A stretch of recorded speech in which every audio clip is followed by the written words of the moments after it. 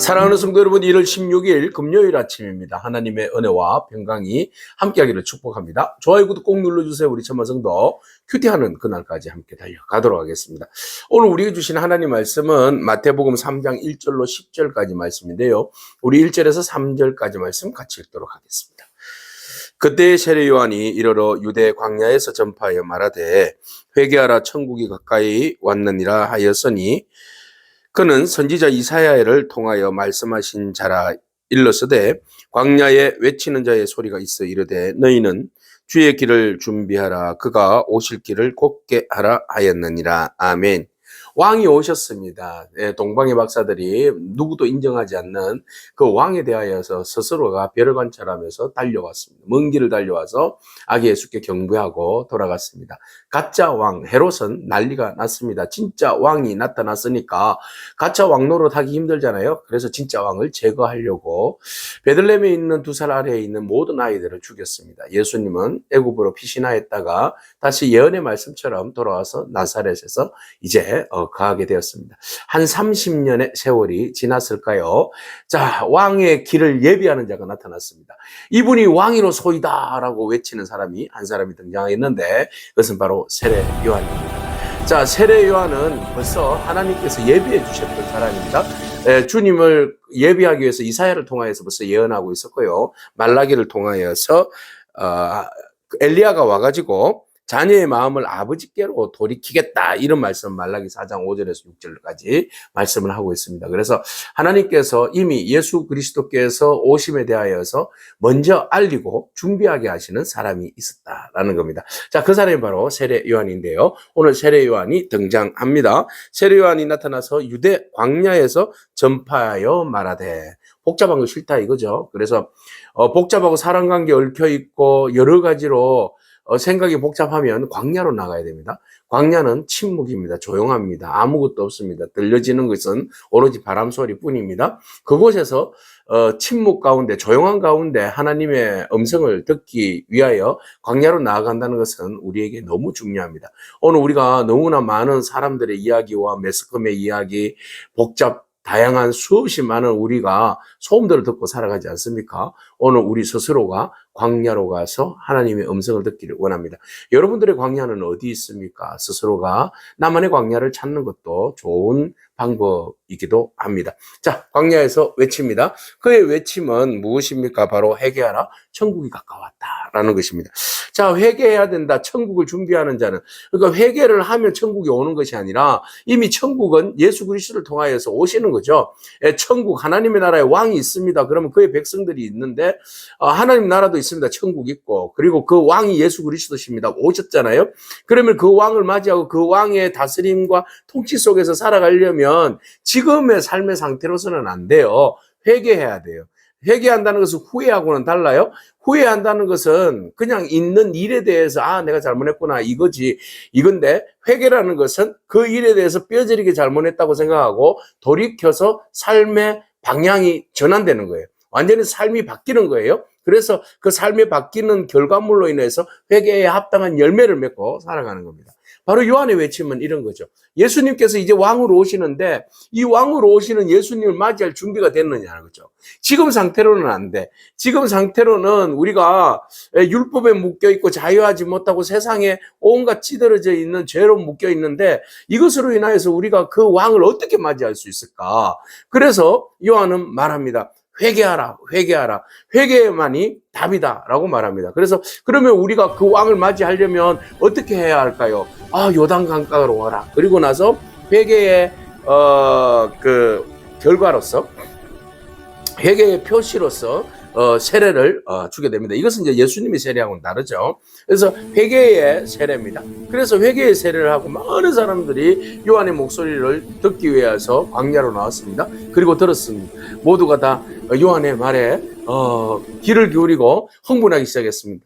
하나님 나라가 온다는 거죠. 그들의 관심은 언제나 하나님 나라가 빨리 이 땅에 오는 겁니다. 그 하나님 나라가 오면 모든 것들이 다 해결된다고 생각했기 때문에 그렇습니다. 그러면 하나님 나라가 오는데 어떻게 준비해야 될까? 사람이 집에 손님이 와도 우리가 청소를 하고 준비를 해야 될 거 아니에요.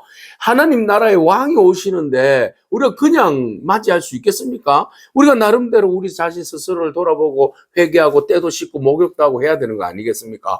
그래서 요한이 말합니다. 야, 우리가 하나님 나라를 지금 맞이하게 될 텐데 여러분들이 회개하라. 이거는 재앙이 아니고 경고가 아니고 이건 심판이 아닙니다. 맞이할 수 있는 준비를 하라는 겁니다. 잔치 준비.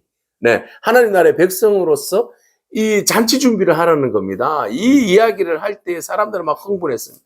나도 그 하나님 나라에 속하고 싶은 거죠. 하나님 백성에 속하고 싶은 거죠. 오늘 저와 여러분들이 하나님 나라에 속한 백성인 줄로 믿습니다. 그래서 모두가 다 세례 요한에게 나와서 세례를 받고, 예, 그곳에서 이제 하나님의 나라의 백성이 되겠다고 다짐을 하는 거죠.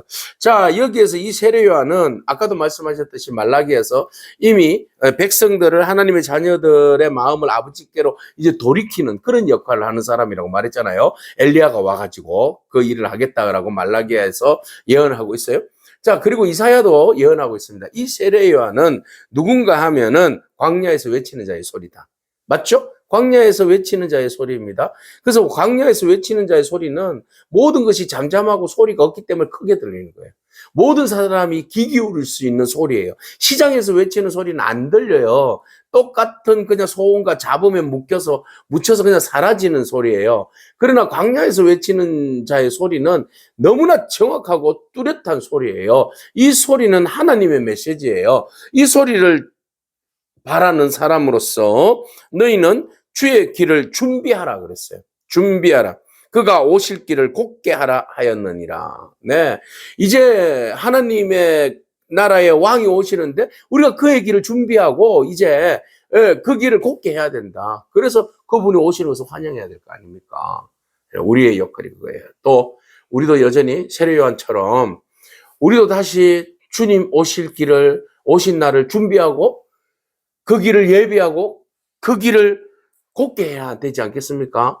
주님이 이제 다시 재림하실 텐데 다시 오시는 그날 우리가 그 주님을 맞이할 때 영원한 천국으로 우리가 인도함을 받을 텐데 그 주님 오실 때에 우리가 정결한 신부로서 준비된 신부로서 성령 안에서 진리 안에서 우리가 그리스도의 그 나라에 합당한 백성으로서 우리가 온전히 준비하는 그런 저와 여러분이기를 축복합니다. 그 준비에 가장 합당한 것이 뭐예요? 회개입니다. 회개. 돌이키는 거예요. 예, 삶을 완전히 바꾸는 겁니다. 전향하는 겁니다. 전향. 그죠? 완전히 바꾸는 거예요. 그냥, 아이고, 잘못했구나 하고 돌아서는 게 아니라, 아이고, 잘못했습니다 하고는 완전히 삶을 바꾸는 거죠. 방향을 바꾸는 겁니다. 그래서 우리가 가치관과 세계관을 완전히 변화시키는 겁니다.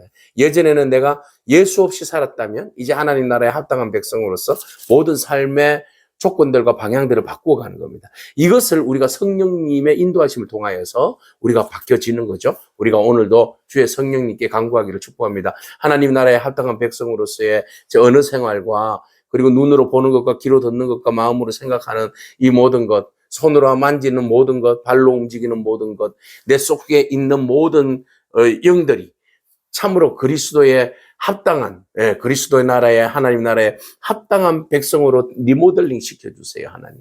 새롭게 창조해주세요, 하나님. 성령님께서 나를 도와주셔서 참으로 주님의 나라에 합당한 백성 되게 하옵소서. 이렇게 기도하고 나간 저와 여러분을 축복합니다. 자, 이렇게 해서 이제 외치니까 많은 사람들이 와서 이제 세례를 받을 거 아니에요. 근데 그 중에는 또 누가 꼭 있어요? 자, 등장합니다. 바리새인들과 사두개인들이 등장해요.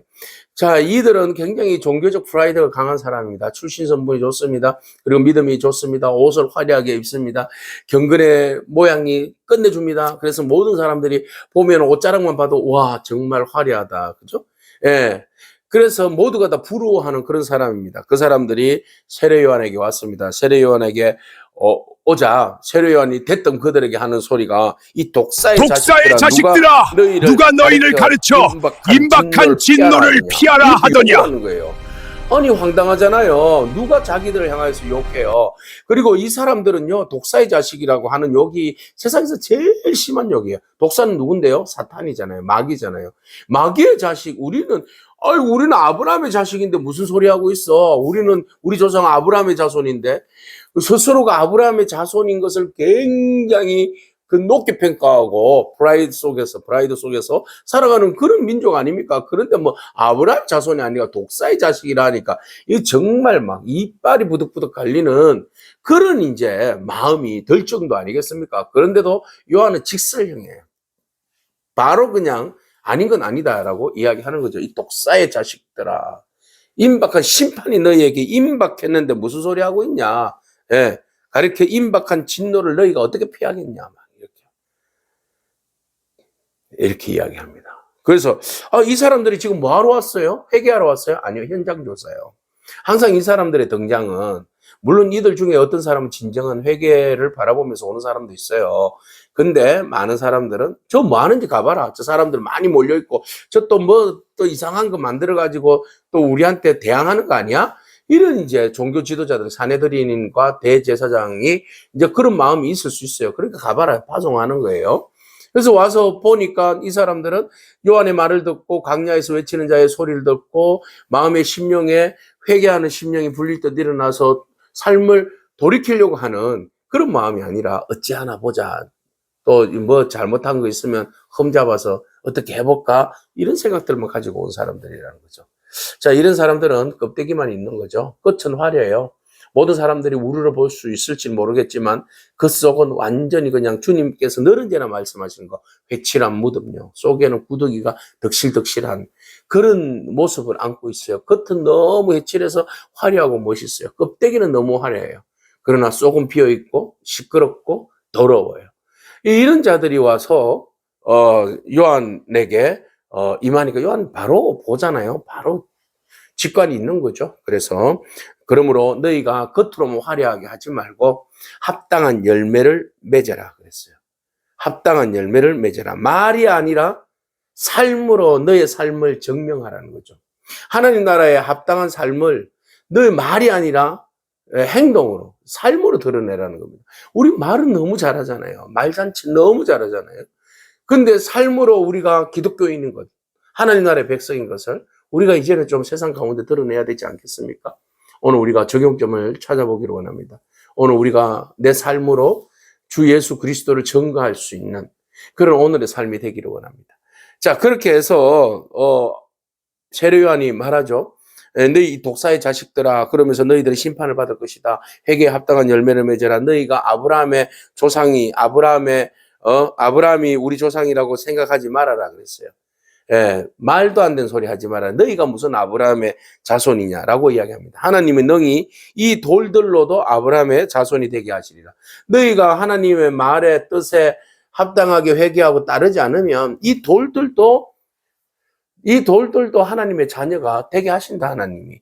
그러니까 정신 바짝 차리라는 겁니다. 너희가 아브라함의 자손, 그게 중요한 게 아니다. 회개하는 삶이 중요하다. 여기서 어느 유의예요. 돌들이라는 것은 에벤이라는 히브리어를 쓰고 있거든요. 그러면 자손은 벤이에요, 벤. 그죠? 아들, 벤이잖아요. 에벤, 벤. 너무 비슷하잖아요. 돌들도 자손이 될 수 있어. 한 끗 차이야, 한 끗. 예.